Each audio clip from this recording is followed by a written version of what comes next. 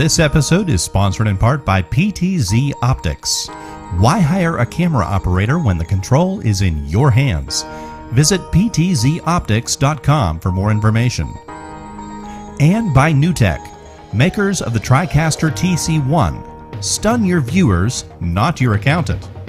Visit newtek.com for more information. Hey guys, welcome to another edition of Stories from the Cabin. This is No Boundaries Outdoors, and today we've got an interesting show for you because I know for myself and my wife, we just started recently hunting in the last 10 years, so we decided that the three of us, it might make a good topic today to discuss, like, if you want to get into deer hunting, like, what's the first thing that you do. Today, we're joined by the usual panel. Jake is not here. He's a little bit under the weather, but we've got Braden and Aaron with us, so should be a good discussion. How's everyone doing tonight? Hey, guys. How are you doing there? I see your wall seems to get more and more filled with stuff. More impulse buys here, or what? No, nothing lately. I'm always just trying to add stuff, finish the room up, but I do have the new. Oh, there it is. The new camera here, so he took a really nice. Trying to snag some shots. You took a real nice picture of that Scent Crusher closet up there, so people have to check it out on social media, right? Yeah, absolutely. So, but Aaron, you're the one that actually came up with this topic.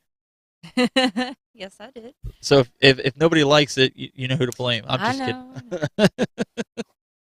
So, I know we would normally at this point pick on Jake because he probably hasn't shot his bow. We actually did. Like we started getting Aaron sighted in with her new sights from Apex Gear, which I'm loving, by the way. Big improvement from my last sight I had. You're able to see it a lot better now, yeah, right? Imagine that. So she's been working on that. We almost have her 20 in, but again, she hasn't shot a lot, so we can only do so many reps before she's like, okay, we got to stop. My shoulders. I don't want to overdo it. Right. Yeah. So we got my daughter sighted in. She was doing that. So once we get her dialed in at 20, we can move back to 30. But the way they're making these sights with the housings now, to where it shields the pins is just awesome. You know, with that hood, she has a built-in hood on her. So, but she was out shooting some arrows and earlier last week. You didn't get out this week. No, too much rain. Yeah. So, but what about you? Any turkey hunting? Any success? No success. I've been chasing the same group of birds for a week and a half now, and I can't get them off private ground, so they're starting to irritate me. But I see them every morning, every evening in the field, and I can't get to them. So that's got to be frustrating, man. That's frustrating. Anything. That's the way it works, though, right? Of course, you should come over here. I was driving home one night, and I almost hit 3 toms. I mean, they were huge. They were actually in a residential area, and they're just like, come at me. I'm like, no, I'm not coming at you. I mean, they were threatening my car. I said, okay, no, I'm just gonna drive. She wanted a new hood ornament. Yeah, that's right. We see them all the time. Our neighbors always saying, hey, come out here. We just have them in our backyard. So. Yeah, he wanted me to go out and go after him. I said, I'm not even sure if that's a hen. I said, it's hard to see from this distance. Well, if they're the ones that I almost hit, 2 of them are toms. Yeah, you don't want to shoot a hen. No. I don't even think you can shoot hens right now, right? That's not till the fall. Nah, not in spring gobbler. Yeah, you go so wait till the fall. Yeah, so I'm just like, no. So, well, we had that. I mean, everything's starting to green up a lot more out there too, so, which is nice. Starting to really cover in my tree. I don't want to call it a tree stand, but my tree house. We'll call it that. Call it the tree Your house. clubhouse. My clubhouse. Is that what it is? I mean, it's really nice. I'm not going to lie. You just need some. Your favorite camo is treason. So is ours. Oh, at least Aaron and I, we wear treason. You can see we're representing treason right there. We do like treason. I even have it on my truck. I have some treason stuff. And I know, Braden, you do have some treason stuff that you wear. I do have some from time to treason, time. yep. Yeah, all sorts of different camo, so. but it's good for you. Good to be here, Gray Wolf, and feel free if you have any suggestions in our discussion here to chime in, because this is something I know a lot of people like. My brother was one. My brother he just started hunting 2 years ago, and he was out here, and I'd given him my old Hoyt when I got a Matthews, and I said, here, try it. He tried it, and he started liking it. Then he went out rifle hunting. He got a doe, and then he really wanted, because he was getting started with archery a little late in the season, and he wanted to get started, so he started asking me, like, what do I need? What should I do? I guess that's how we can kick this discussion off, because I'll be honest, like, my father-in-law, when he was around, he did teach me some things, but there was other things he let me do to kind of figure it out, and I learned the hard way in a sense. There was a couple guys at our church that would help. I would ask, like, my buddy Drew. I would ask a few guys, my buddy Floyd. But honestly, like, I know for me it was a bit of a learning curve. Aaron, you at least had me a little bit. We were kind of learning a little bit together. But Braden, if you had to ask, since you're the most experienced one, you've been doing it the longest. We've only been doing it almost 10 years. But if somebody asked you and they came up and said, hey, what's the first thing that I need to do besides get a license and take your hunter safety course? Well, maybe that's not something to take lightly, but what would you tell them is the first thing that you should do if you want to start hunting? Probably basically, it all depends on what season they want to go out. You know what I mean? If it's archery, obviously you need to buy a bow or a crossbow. Rifle, you need a rifle. But yeah, I think, like, as far as archery goes, if you don't have a mentor and you don't really know what necessities you need, like, obviously I can tell you, like, if you want to shoot a compound, you need to get a compound bow and arrows and camouflage. And you don't need a tree stand whenever you first start out. I mean, you can hunt on the ground and have success. But as far as archery, I think I would tell them to go to your local bow shop and talk to one of the pro guys there. They can get you situated and get your draw length figured out, like how much poundage you can hold, just because they have all the necessities that you need to get started. You know what I mean? I mean, I could come out and tell you, yeah, you need this and that, but at the same time, I can't tell you, oh, you need a 29-inch draw length bow. Right. Exactly. I think the question, I know when I first, Aaron, you remember when I first started, like, I got a crossbow, but it was like 3 months before archery season. And the person I was talking to was like, yeah, if you want to shoot compound bow, you don't want to start 3 months before the season starts. Like, this is something, would you agree that maybe it should be like a year in advance, to really... Yeah, probably around there, yeah, just to get acquainted with your equipment, per se. I mean, obviously you need to practice shooting.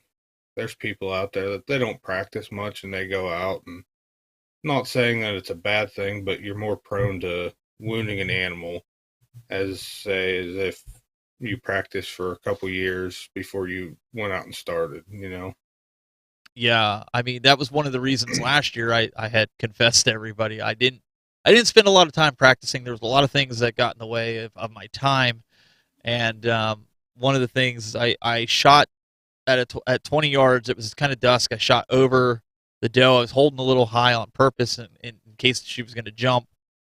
And I shot right over her back. And I went in, and I remember telling you, I said, well, that's it. I'm done with the compound bow this year. And I grabbed the crossbow because I didn't want to wound the animal, right? I'd rather wait till next year, and even during the season, I was still shooting my compound bow. Even though I wasn't planning on hunting with it, I was trying to get back that muscle memory. Exactly, get in the routine. Mid-season form, per se, yep. Yeah, and I think that's kind of important. Now, Aaron, you didn't shoot a lot last year either. No. What was the first thing that you, because I don't even remember what was the first thing, because I kind of said, oh, we need this, you need that, and you just kind of went with the flow. But what was your biggest thing that you didn't know or understand with starting to hunt? I would say all of the above. I mean, everything pretty much, because I mean, I will say, we went to this great place near us called Golden Grain.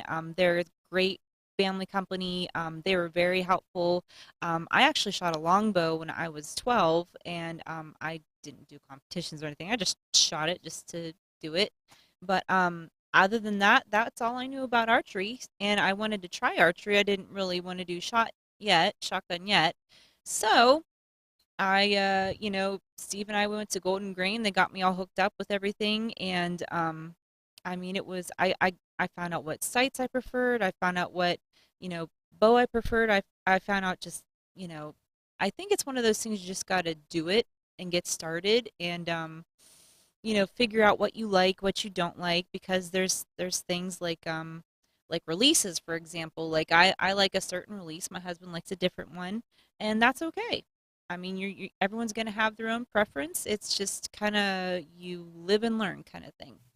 No, I think that's a good point, because I think I know, Braden, we talked about, I think it was a couple shows ago where we talked about caliper release versus a hand release, and Right. I tried to get her to use one of them, and she ended up breaking my release and sent it into a a fire pit. Yes, the last time I ever used it. I was like, you're supposed to hold on to it, not let it go. It was Mhm. my true fire. I But said maybe that's not for me. yeah, so but I think for me, I think the biggest adjustment. So like, I had a couple guys that really wanted to help me. I got the crossbow, and they were like, "That's not the right way to do archery. You need to go out." And I get it. Some guys, they can't do it, but he's like, "You're able-bodied. Go get a compound bow." So they went with me. Right. I didn't want the best, but I didn't want the junky. I wanted like a middle row. So I ended up getting like a Hoyt Charger, which lasted me so many years. I got that, and just to see if I liked it. So spending $500 versus like $1,200 to $1,500 for a Right. bow, right? Yep. But I think the biggest thing for me is, and this is something folks, you got to take into consideration, is judging yardage. Yes. It's one thing to get started with a bow.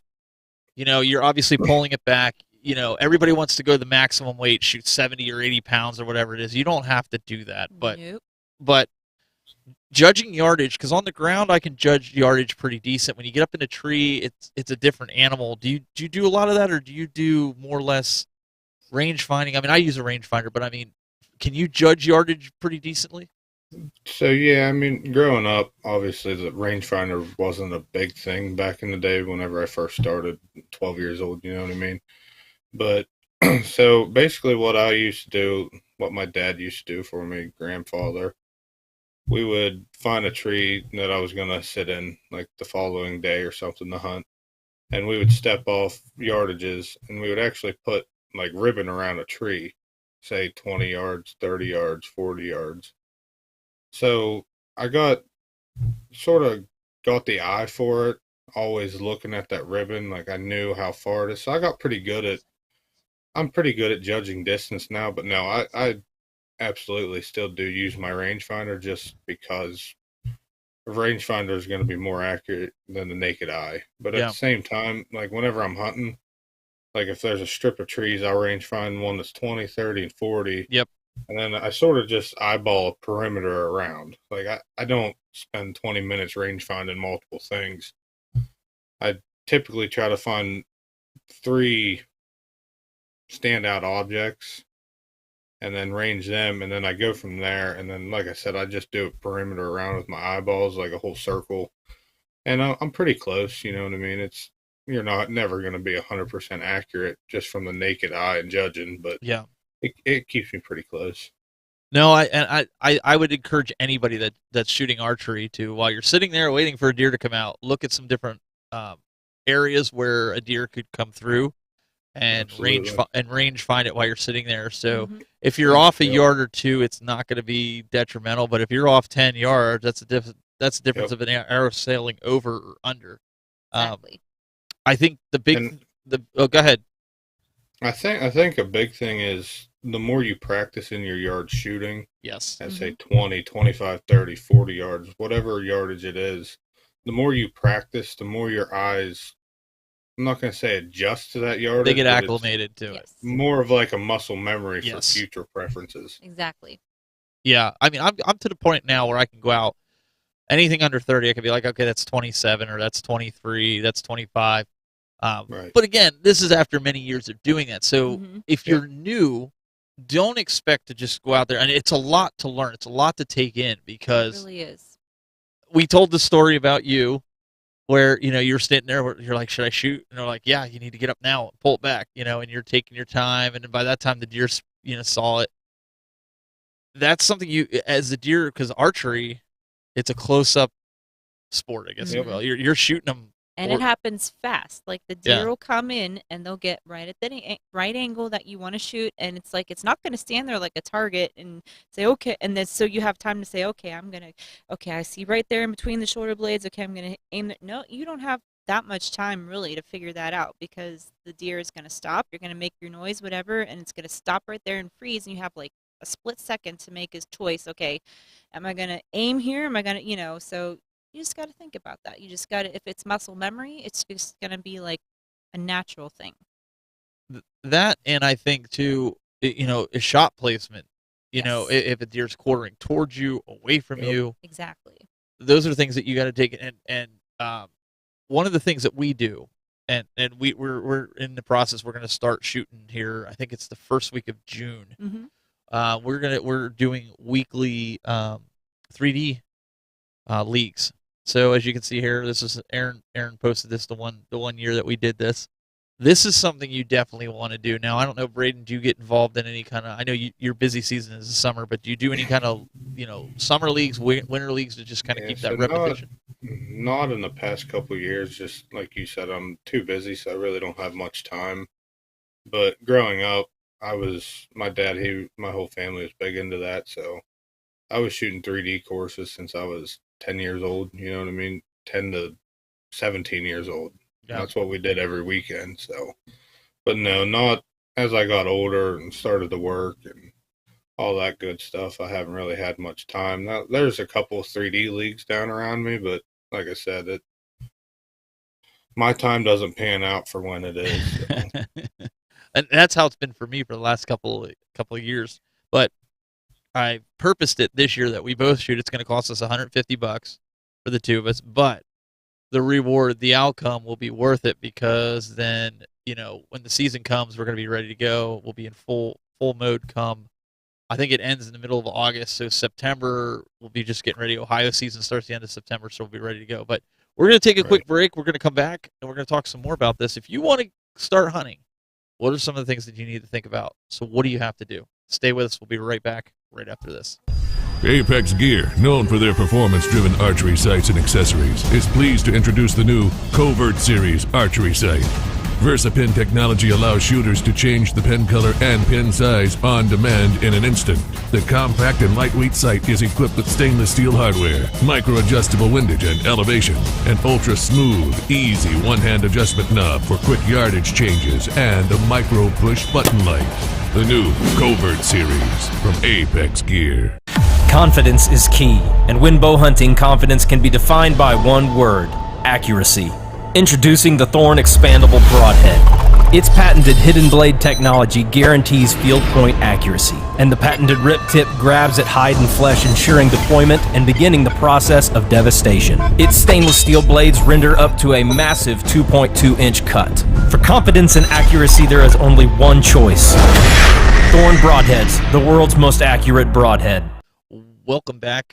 We are talking about, you want to go hunting, so now what? How do you start? This is something that I know a lot of people ask that question. If you're just joining us, please feel free to leave a comment in the chat. We can actually bring it up. And while we were on break there, we actually did have a comment from Gray Wolf Stickles. I think that's how you say his name. And he says, I started hunting in 2008 and started hunting with a 45-pound Browning recurve. Wow. Now, because of my hands and fingers, I can only hunt with a crossbow. And see, that's what my buddy was saying. Like, if you can't literally pull the bow back, crossbow is your best bet. Absolutely. Yep, I agree 100%. So, now I will say this: I am not a rifle hunter, and I know a lot of people, especially the Orange Army, they get kind of irritated. Like, what? How can you call yourself a hunter? I'm just not I like the challenge of bow hunting. I think it's just because there's something about it. You get that deer in at 20 yards and you can put it down. Right. So if somebody is not interested in archery, somebody wants to do, they want to do rifle hunting. The season's a lot shorter. It's 2 weeks usually, 2.5 weeks, depending on where you're at. What would you suggest? What caliber gun would you even say to start out with, and how would you get prepared? So depending on age, like I started out hunting with a 243. Let's say whitetail deer too. Let me put that out there. Yep. I started out hunting with a 243, and like I said, that's a gun anyone can use. You know what I mean? It has a decent amount of knockdown power, and it doesn't have a lot of recoil at the shot. And I hunted with that for quite a few years, and then I bumped my way up to my 280 that I have now. I think I got that whenever I was 15. My grandfather got it for me, and that's the gun I've used ever since. But I think if you're hunting in Pennsylvania, you're normally, unless you have a field, you're really not shooting more than 100 yards just because the woods doesn't allow that. You know what I mean? So I think a 308, 308 is an all-around good caliber for whitetail hunting. But yeah, I mean, you don't need the $700-800 scopes on your guns. Are they nice? Absolutely. Like, Yeah. I have a Vortex on my gun I take out west now, but I use that magnification to reach out there and see them. But at the same time, when growing up, I don't 3 to 9 by 40 loopholes is what we use mainly. That's what my grandpa used, and that's what he likes. So we use loophole, we use Nikons, Bushnells. They all get the job done, Like I said, 100 yards. But Yeah, Drew Schaefer in the chat room, he says 280 is sweet. My father-in-law and my uncle and a bunch of other people, they said 30-06. So that's what I used, and it darn near took my shoulder off because I wasn't used to it. And I remember your dad, when he filmed it, because he knew I wasn't ready for it. He's like, just hold down the front, put it against your shoulder, and now I can shoot it fine. But I mean, it was right. that. If you're not expecting it. Well, and that's why I'm bringing this up, because I probably shouldn't have started with a 30-06. I should have went with a 243 or something like that, because right. Like you said, that would have made a little bit more sense, I think, especially me being green to it, right? Yep. And like, I think my brother, whenever he first started, we have a 222. That's what he started out shooting. Just something to get them acclimated to shooting, you know what I mean? Not scared at such a young age. Well, and so the other question that comes up, right, is so I'll tell a little bit of a story here, and maybe you have a kind of a rebuttal. But when I started, I was under the impression you could get one of those laser lights and stick it in the barrel and sight your 30-06 in, bore sight. Well, when I talk to different people, they're like, yeah, that's okay, but not when you start getting out 100 yards and you start doing some of this other stuff. So here it is the night before gun season, and my gun's not even sighted in. I had not even put a bullet through the chamber. And so the next morning, my father-in-law's like, he's like, hey, just stop by the house. Don't even bring your gun. You can use my 243 and go down, So I went in, the one stand that's right by the field, and I sat in there. I took the gun, and I'm like, well, how hard can it be? He said, you can see it's smaller bullets and everything than a 30-06. I'm like, well, it can't be that hard. So 8 o'clock came around, and this 8-point buck walked, and no lie, it was about 15 yards from me. I pulled up the gun, got him in my scope, and he had it set to a 5 because I think it went to 10 or a 9. And he said, you want to keep it in the middle so you have room to dial down or dial up if you need magnification. So I kept it there. I pulled it up, man. I had that chest. He stopped. The buck didn't even see me. He just stopped. He was grazing. I hit the switch on the safety and pulled the trigger, and all I heard was click. And I'm like, what the heck? And I racked it. The bullet ejected out of it. Meanwhile, now I got the deer's attention because he heard me racking, right? And the bullet's still in there. So I knew there was one in the chamber, so I racked it again and put it in there. I held it up. Hit the safety off again, and again it clicked. Here, it had a 3-way safety on it, where I guess what is it called, like a standby when you hit it in the middle, and then it's all the way off when it's at the top? Mm-hmm. Yep. To this day, I still kick myself because that was the difference between me getting a buck that year and not getting a buck that year, because I didn't know my gear. And my father-in-law was laughing because he took it for granted that I knew how that was going to work. Yep. What would your suggestion be for folks with that? Yeah, like I said, you got to understand the equipment you're using. You don't want to take it for granted because ultimately it's a weapon. It can seriously hurt you. So, I mean, just like everything else, practice, make everything muscle memory, and learn your gear. Yes. Yeah. His comment again from Grey Wolf. He says, "Hey, an idea for the show. How about buck fever in a new and old hunters?" I don't think you ever get over the whole buck fever thing. In my opinion, like I still get excited when a deer comes out, yeah, doe or Exactly. buck, right? I for sure do. Like I don't know, Grey Wolf. I don't know if you'll ever. I would almost have to say then you're not into it if you don't get excited. Like I don't know. Right. I mean, I get it. If you've killed so many different deer in your life and you're like, this isn't it. But man, I'll tell you, even a doe, man, it gets me pumped up and fired up when you know you made that hit at Mhm. 15 yards. Absolutely. 'Cause, you know, it's Yep, meat in the freezer. absolutely. Exactly. Like even you, like I'm doing everything I can to give her the opportunity to do this. But I'm hoping she learns from some of the mistakes that I've made in that aspect. Because I had to learn the hard way with different stuff, right? Like Right. I was kind of learning on my own, and you can't really call somebody on the spot and be like, "Hey, why isn't my No. gun going off?" Right. Right? Or even I the mean, that- patterns, or even the patterns of deer. I mean, really, you know, you got to learn that they like to come out in the twilight and they like to come out in the early morning, you know, and they sleep during the day. They're not going to come out in the heat. So you got to learn their patterns. You got to learn, you know, how to make sure that they don't spot you, or make sure they don't smell you, or make sure, you know, it's just a lot of stuff that you got to learn. And sometimes you learn as you do it. You know, sometimes it's like right way, wrong way kind of thing.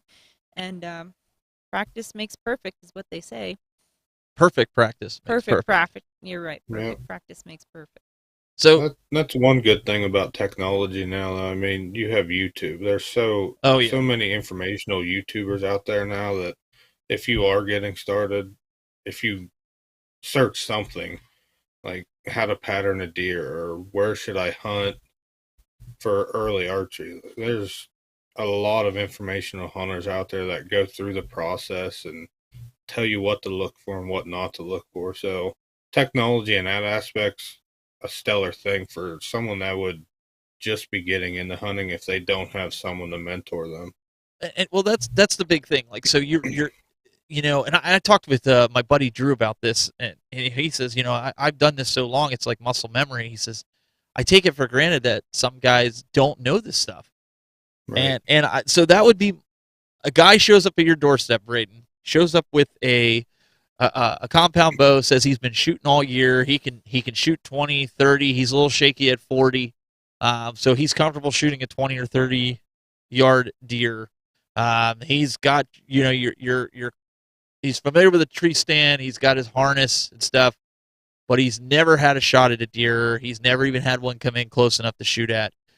What's your advice to that person going into the stand? I mean, your words are going to determine whether he is successful or not. Right. What are you going to say to him opening day? I mean, if he was my buddy and he's never hunted, I would probably just end up taking him. You know what I mean? I would take him to one of my good spots, and as we were walking there, I would try to talk to him about like, hey, we're gonna set up here.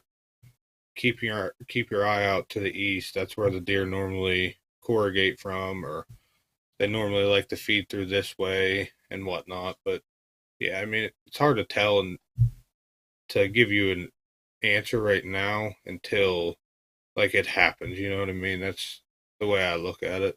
Aaron, what about you? Like a question. Like, so when you go hunting, Mhm. you always ask me a bunch of different questions before we go in there because I'll leave you in a stand, and you'll text me. What is some of the things that trip you up the most that you feel like you really have to think about and pay attention to, or you feel like you're gonna miss the deer? Is that a squirrel or is that a deer? That's Sorry, yeah, no. that's good. It's annoying. No, but also just yardage, you know, just really okay, picking spots. Okay, so that's 20 yards out. Okay, that's 30 yards out. Okay, I can confidently hit these 2 yards, so I'll know if the deer come in that close, that's what I can hit. If I can I hit 40? Sure, but am I confident about hitting 40? No. So I probably will not try to hit a deer at 40 yards. I Right. mean, Yeah, the one year I did for her, I took orange fluorescent tape, went out during the afternoon, and I marked on the two sides. I marked 20 and 30 yards, so she kind of had like a vicinity, and I put it out in the center of her. That kind of helped you until the deer came from behind, yeah, and then precisely. they came from behind. Because they're and you couldn't do animals and nothing. they're going to be like, oh, I should go to this orange mark right here. That's a good idea. But I thought, like, if they were out in the field I know, there, the right. field was wide open, that she'd at least be able to like But it- judge it. Again, they're animals, so you never know if they're going to come in behind. That's Nope. another thing. Be prepared. Know your surroundings. Know what a deer sounds like versus a squirrel or a turkey. I mean, know your animals, and the more you're out there, the more Right. you'll learn. Braden, you Yep. said in the age of technology, right, with these phones and stuff, we all, because we're working with companies that have product, we're always trying to get the in the field shots, the videos, the pictures, whatever, or we're self filming. Right. Isn't it always when we're not paying attention, when we're doing that, that's when the deer you look up and there they are, they're sitting there looking at you. Yep. Exactly. Absolutely. Yeah. So the buck I shot 2 years ago. Yeah, I think 2 or 3 years ago. It was raining out that evening. I was like, what the heck? I'm just gonna go out. Well, I was actually making a TikTok in my saddle and just got done making it, and I just posted it, and I turned around and he was heading on a beeline toward me, and I'm like, oh crap. I ended up shooting him at like 20 yards, but yeah, it was like you said, whenever you're least expecting it's whenever you always end up seeing deer. I mean, it's not necessarily a bad thing, like, because like I said, I've seen them coming in. I just think that it's one of those really exciting moments where you just happen to look up, they're out there, you slowly start getting up, you grab your bow. We're gonna take another quick break here, and then when we come back, I want to go through everybody's process, if you will. You're up in the tree stand, whether you're rifle hunting or whether you're bow hunting. Where's your mind at? What's the process? What's your steps that you're taking? Because there might be somebody out there that's like, I don't even know what to do. I don't know what the first thing I should do. Should I be grabbing my rangefinder? Should I be, if it's during rut and it's rifle, should I be trying to rattle them in? What's the steps that you're going to take? So we want to talk about that in a few minutes when we come back. So stay with us. We'll be right back.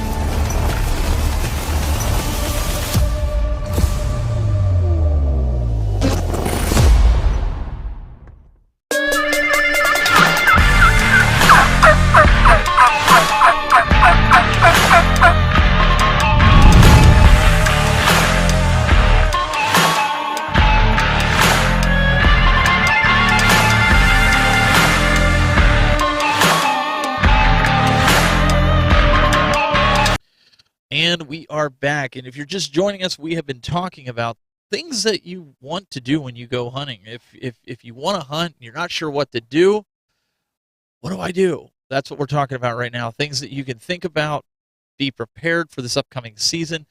We're almost to summer. Summer will be here in no time. We're almost to June.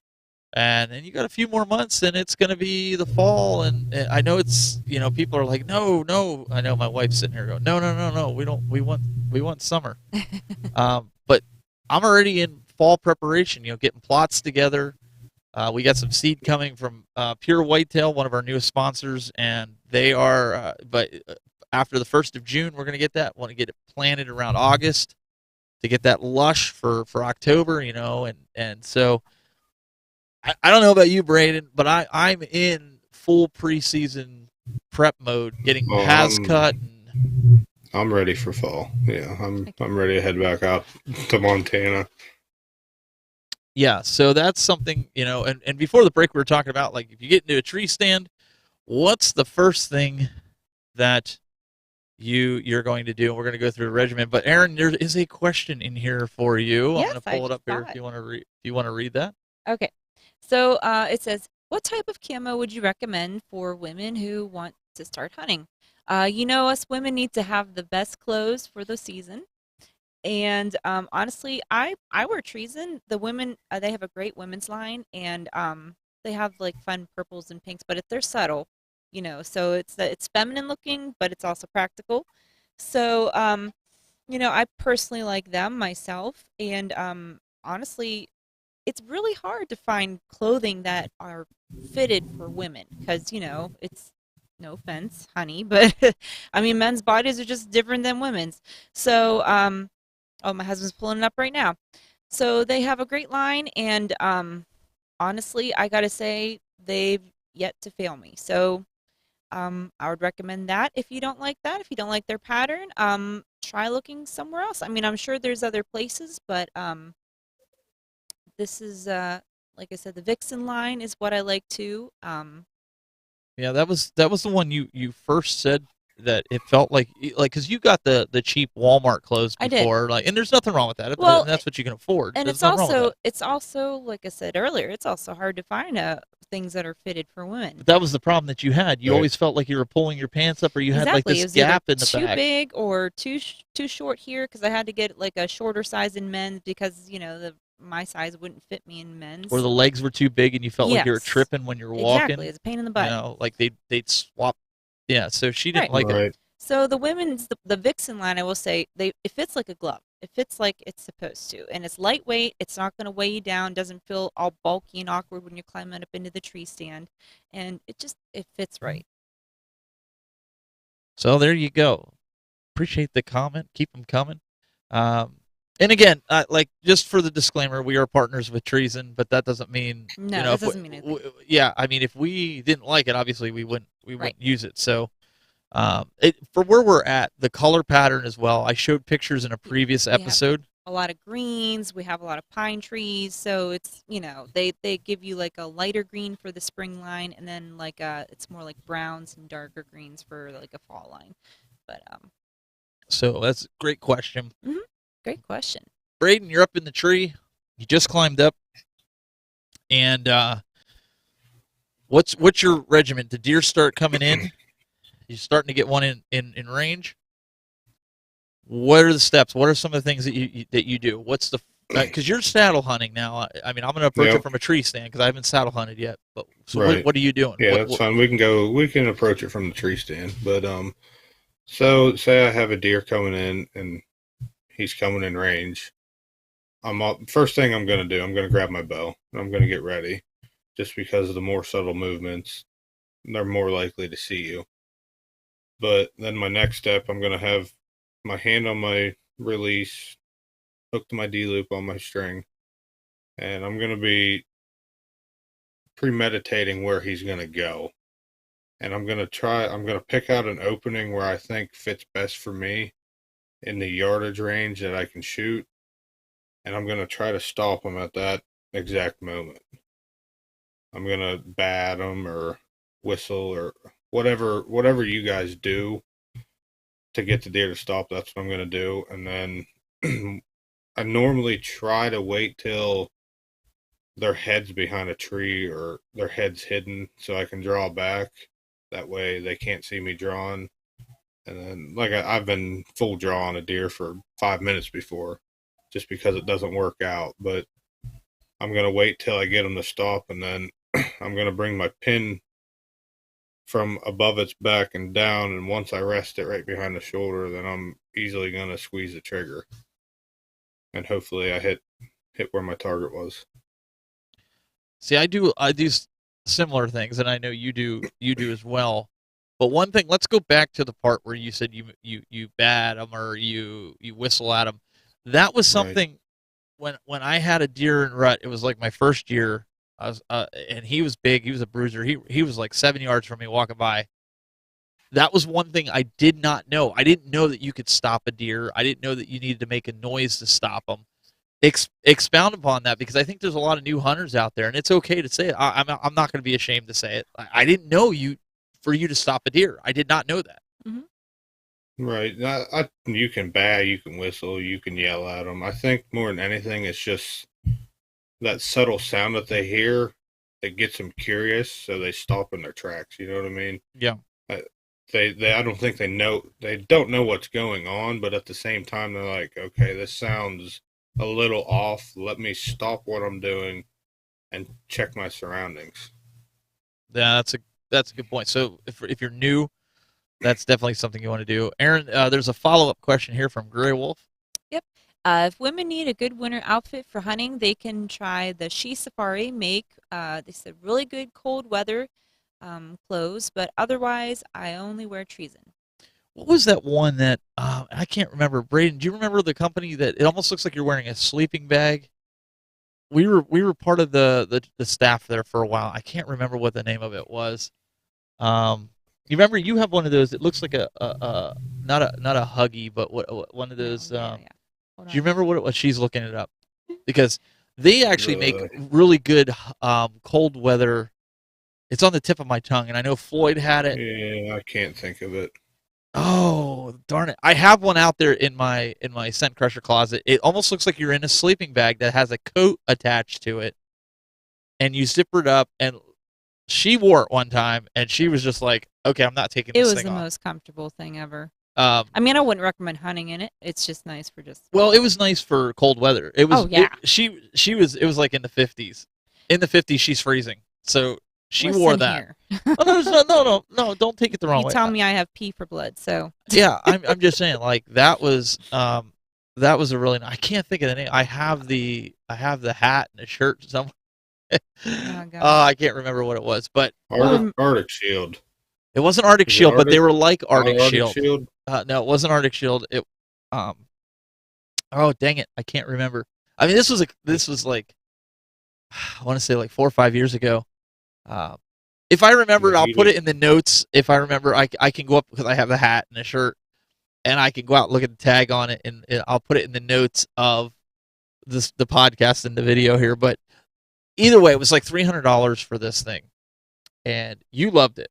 I did. For me, it was too hot. Like I couldn't keep it on. Now I'm sure, Braden, if I went to Colorado, I would probably live in that thing.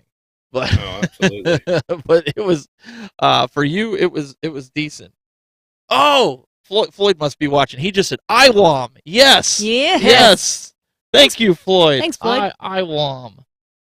I'll pull that up here really quick for you. But you thought it was Floyd. As I said, Floyd had one. Thanks, Floyd. Let me see here. Hang on. Let me go full screen here with it. So these were actually decent. Did you ever see these, Braden? Maybe this was before you joined with us. These IWOM hunting suits. Yeah, I've never used one though. Everything's built in. They've got your traditional camos. They have your real tree. I think they even have some mossy oak. It's great for disabled people like they have here. My wife has like what looks like a Snuggie, if you will, that she uses on the couch. That it's kind of like that, but I think they were $300 if I'm not mistaken. Let's take a look here. It's water resistant. That was the other reason she wanted to wear it. But see how it looks like a sleeping bag, right? And then and that's the other thing. You can make it like a little pillow, or you can wear it as a parker. Yeah, you can tuck it up. It has like drawstrings underneath it, so you can climb up into your stand, and then you can pull it over your legs. So you wear it into the stand as like a parka, yes. And then you unfold it down and zip it up. I could go hunting in it. 100% could. Oh, they're only $200. Oh, nice. There's an XL or XT hunting suit that they have for $375. I don't know what the difference is with that. We'd have to look at it, but it's been a while since I've done anything with these guys. We were on staff. We got a good discount with it, but I don't have anything bad to say about it. No. I thought it was really good. I mean, it might not be the camo patterns that you like, but I mean, hey, it works. Yeah, if it keeps you warm, why not? If you're a woman, and you need to stay warm. I mean, it's a great option. As opposed to, bundling up in the extra clothes and. Yeah. So that's something. They don't have it in trees, and I believe it's only mossy oak and real tree. I want to say. But that might be something that we could suggest to Treason maybe too, because I'm on staff with Treason too. So maybe it's something we suggest. Hey, maybe they can do a partnership, because that would be. I do like the Treason camo. I'll So send a picture of myself and I'll have to send it to you. I don't Oh, know. you do have one? Or I she's looking for one. I'm looking. But you said another one. What was the other company that you said, Braden? Arctic Shield? Yeah, let me see if I can pull that up. Do you have one of those? No, I've just heard of the brand. I've seen some people wear their clothing and whatnot, but no, I've never. I do have the Arctic Shield booties though. Yeah, Go those over your those looked boots. good. Those look Yeah. they stay really nice, warm. Yep. Yep. Let's see. Lightweight. They're warm. This is another one you're probably only going to get the real tree, mossy oak. Right. So they have classic elite, quiet tech, heat echo light. I don't know what that is. Heat echo soft loft. Maybe these are. They don't have any pictures. Come on, guys. Air jackets, parkas. I don't know. Maybe that falls into it. I don't know, but I know what you're saying. I do remember Arctic Shield having something along those lines for that. But Right. Yeah. so I would say then, even for somebody that's new getting into this, understand your elements. If you're cold, Right. now's not the time to figure out if you want treason or you want this or that. Mhm. Just buy something that's going to keep you warm and keep you dry Yep. and keep you Yeah, concealed. Exactly. don't spend thousands of dollars your first time going if you're not sure if you're going to get hooked on it. Yep. Yeah, so that's something that we would recommend doing that. And the other thing is, get in that muscle memory. Like one of the things I remember when I first started, when I was shooting archery with Floyd, he would make sure that, like, when I would go out 3D shooting, he would make sure that if the shot was off, I'd look at him and I'd be like, okay, so what did I do wrong? He'd be like, well, okay, you dropped your bow, or you didn't, you were gripping it too tight, or I watched you pull it. Having somebody Yeah. there while you're doing it prevents you from making mistakes. So Right. what started to happen then, I would shoot and he'd look at me, he'd go, what did you do? I said, I pulled it. He said, yeah, that's what you did. So you start learning what you can do, but it's that muscle memory. Mm-hmm. Right. And that's what I do with Erin. Like I will sit there and I'll be like, oh, you dropped your arm. Cause she'll be like, I don't understand why I keep smacking my arm. And I'm like, cause you're not rotating your arm. You're like, she'll have a tendency to do this or even hold it instead of doing this. And you see how much your arm goes out just by turning it that much. So when you're drawing back, Yep. you don't want to be like that, or you're going to slap your arm with your string. She slaps it almost every year because she forgets First that day. push. Well, You'll learn it's not from to put there. you down. No. I'm saying Nope. I only need that one time, and I'm like, oh yeah. Samantha does it too, and I have to remind you him. don't You think got to. about it. You want to put it on the meat of your hand, right Yep. here, right Yep. along that lifeline. Oh yeah. But that was something. Again, I had to learn. I had guys like Floyd, like some of these other Yep. guys I shoot with, that were able to tell me, like, this is what you do, this is what you don't do. Exactly. So if you're interested in archery, you really need to find somebody that's knowledgeable, and it helps make you better. I mean, Floyd and I, we could go neck and neck sometimes. He beats me almost all the time, but it pushes me to get better. But also, I learned a lot. We shot leagues. We got second place with two other guys. Mm-hmm. He shoots, and I follow, and I can put my arrow right next to it because that's how I learned. I would learn by Exactly. just placing it there. You need that. If you're going to shoot archery, like Braden said, you got to find somebody. Go to your local archery shop. I mean, there's plenty of people there who'd be willing to tell you a thing or two. I mean, that's what we do. We learn. They'll tell you, oh yeah, you need to do this, and oh yeah, I suggest this and that, and I tell you what, it helps, especially if you don't know much when you start out. Yep. Because I think that was even, Braden, because you get into, you want to start hunting. That's the other thing is, people ask, okay, so if you're archery hunting, what broadhead should I use? Now, obviously, we've used a bunch of broadheads. Do I use fixed or mechanical? What would you suggest for somebody just starting out? And I'm not even saying a brand. Would you, they can grab basically whatever. If the shot is good, they're going to kill something. Right. What would you suggest, fixed or mechanical, or do you think it's just because right now they don't have a preference? Right. I mean, I started out shooting muzzies. They were fixed blades. I think for the sole fact, if I hit bone, it was not more prone to deflect off. You know what I mean? A fixed blade, it's going to puncture bone or chip the bone. And you might get more impact compared to mechanical. And mechanical, there's less to go wrong. Like, obviously, some mechanicals, you have the rubber bands on the end of them to hold the blades in place. Mm-hmm. If you're just a newbie hunter, I think less is more in that aspect. So something like this? Yeah, I just used a Muzzy 3-blade. I think they were 75 grains. But yeah, I mean, yeah, they have less is more in my opinion, especially if you're just getting into it. You don't have to worry about pulling your arrows out of the quiver and seeing if your rubber band's on there just because you're not acquainted to your gear. Yeah, I mean, I started out with mechanical. You started out mechanical only because I was using it. Right. But I think it was mainly because we were talking with, I think it was the archery shop where they said Grim Reapers were really good. And I tried, because I didn't like the Rage where it has the O-ring, and my buddies were telling me, they're like, yeah, you don't want to mess with those O-rings if you don't have to.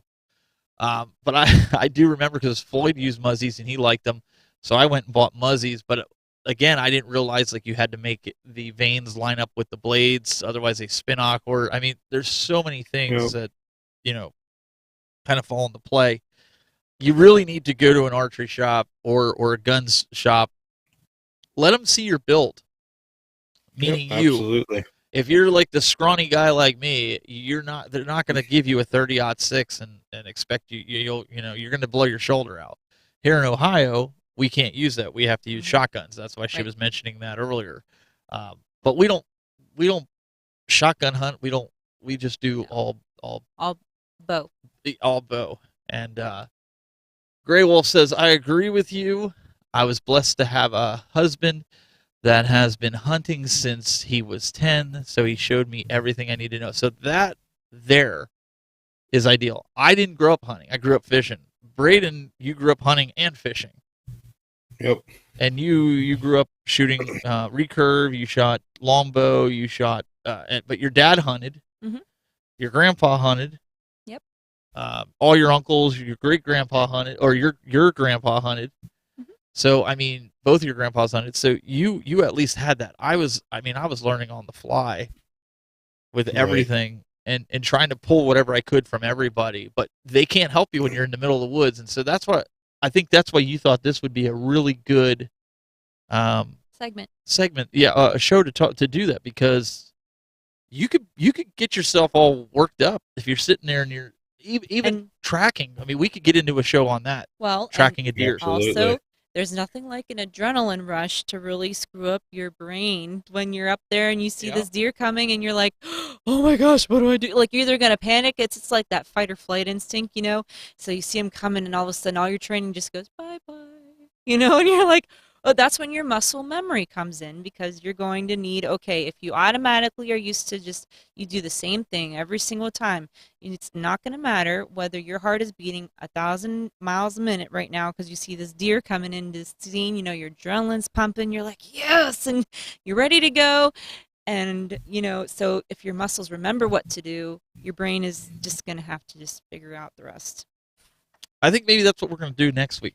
We're going to talk about tracking a deer, because I'm sure you've got some stories of how to track them, because obviously you go to different places. I have some different ways because of people, and it's not my ways, it's what I've learned from other people. But that's hard enough as it is, too. And we've got some stories around that. But I think this is going to be helpful for somebody. I think there's a lot of things out there that just even bullets. Drew, he was commenting here earlier, he uses a heavy grain bullet. He uses some, I guess they're ballistic tips too, where they're like a green tip and a different, because if you're shooting through twigs, I think you can use a green tip or a blunt tip. Yep. So those are types of things that we could get into, because that's outside my pay grade, so to speak. If they say it works, I kind of listen. This is what it's for. Gray Wolf agrees with you, Aaron. I mean, it's the truth. I know, because I felt it. That's what happened when I saw that deer. I was like, okay, what do I do? I mean, I knew what to do. I knew what to do, but my body's like, okay. And that's why you're like, okay, let's, that's why you were sitting there with me, so, which I was thankful for. Yeah, I know I busted chops about it though, but it seemed like You don't understand what it's it like feels an like till you're eternity. there. you know. It does. It feels like an eternity. It really does. Braden, it's like that deer in headlights factor. That's where she was Literally. at. It was just kinda I was like- the human in headlights. but it was still a good learning hunt. experiences. Learning It was a learning Right. experience. Yep. Yeah. But yeah, it's one of them. It doesn't matter how many years you've hunted or who you were taught by. There's always more room to learn. You know what I mean? You never really learn everything. I mean, I think I know a good amount of hunting. Yeah. But there's times where I go into the woods where I'm like, man, that was a bonehead mood. Like, I could have done this different, or next time I'm going to do that different. So there's always a learning curve, just because if you're hunting this state one week and you're hunting this state the next week, and you go out here and you hunt here for a couple of days, but you might move to a different chunk of woods, it's not all going to play out the same way. So you're always learning. You constantly have to pay attention and learn as you go in hunting, per se. Yeah, and you can't be afraid to try something new, and that's I try to keep my Right. mind open to everything, because somebody always has something, something that they could show you differently. I know my like I always say, my buddy Floyd, he can debone a deer. How about it? In 20 minutes, he'll have Oh that my thing. gosh. He'll have that thing on the table ready to go. Like He's amazing. it's skinned and bone, and I'm standing there like the one time it took me like 4 or 5 hours, We're and like, I only had half of it done. we're like, were you a surgeon in your past life, Floyd? He's just like, oh, you just feel for this Like bone, he's- chop it here, you flip it here. We're gonna have to Yeah. do a really. Skins it like a banana. I'm like, dang. We did a rough video for my brother-in-law to show him how to do it with him, Mhm. but we need to do a nice one where we can do it and then show it on the show. Yes. It come the new year when we take the break for the actual season. Gray Wolf says, one thing I learned the hard way was that you don't focus on the antlers, and that's what my father-in-law always said. If you're hunting for meat, you can't eat the Absolutely. antlers. That's right. If you're trophy hunting, that's a different story. But most people are hunting to fill their freezers, Mhm. so that's a good way to think about it. And that's what I even said to you. I said, if it's legal, like I might pass on one that's a little bit like, we'll let him grow a little bit. But for you or even Daniel, I was like, shoot it. If it's legal, shoot it. You Mhm. know, like Heck Right. yeah. It's meat in the freezer, just like with the doe I shot last year. right? We wanted meat in the freezer, so I shot the doe. I don't care. I don't care what anybody says about it. Like, and we use Right. most of it.